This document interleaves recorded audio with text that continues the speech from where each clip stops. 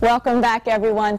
Parity Inc. is celebrating those who give back to the city of Dayton. And here to tell us more about the luncheon for Dayton's top 10 African-American men is Mr. Richard Wright, Executive Director for Parity Inc., and John Moore Sr., who is a board member. Thanks for joining us, gentlemen. You're quite welcome. Thank you for coming. So, Parity Inc. essentially is a mentoring program, correct?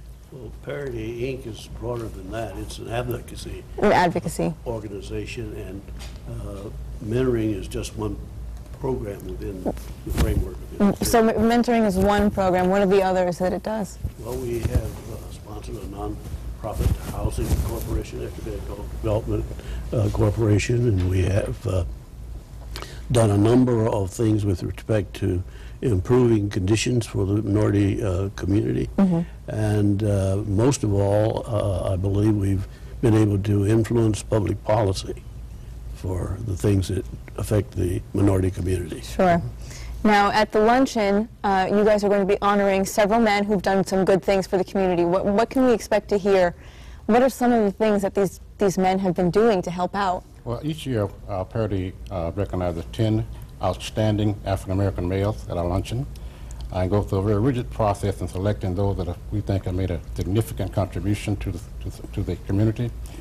This year is no difference. We are very proud of what is happening there. This is our signature event for Parity. Right. In terms of raising funds for our mentoring program, for our education program in general. And it's a program that is high demand. I'm happy to say this year the program is sold out. We have fantastic. At St. Clair, it's sold out. We have strong support from the corporate community as well as the community at large in terms of supporting us for this event. It's been, well, it really is our signature event. And we're so proud of what is happening here because it's an opportunity for those that are making contributions, especially to our youth, to be recognized for their efforts in the community. Absolutely. And now you mentioned that it's a rigorous process to pick the top 10. What are the criteria that they have to fill? Well, Parity is we're very open with our process, and we involve the total community in selecting and reviewing the applications, which is significant as far as our donors, community at large, as well as Parity board members that go through this objective process of really taking the volume of applications we receive and getting them down to the top 10. It's a very good process, a very transparent process, I guess I have to say, and it involves the total community in terms of looking at what we feel the significant contributions are for this past year. Do you have an idea of how many applications you got this year? I know you had to narrow it down to the top 10, but did you just get flooded with applications? It was total application, I don't have the exact number, but it was up to over 100. Over 100, and you had to narrow it down to 10? Yes.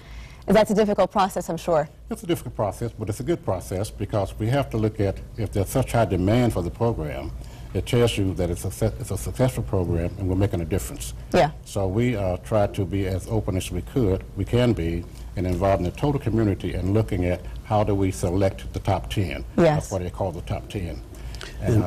And what's important is that so often African-American males are depicted in bad light, but we feel it's terribly important to lift up the African-American males because we do have men that are doing significant things in our community and across the land.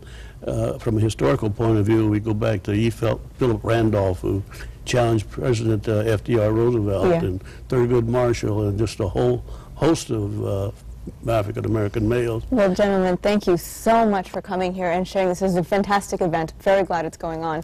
Now we're headed over to Zuri. Thanks.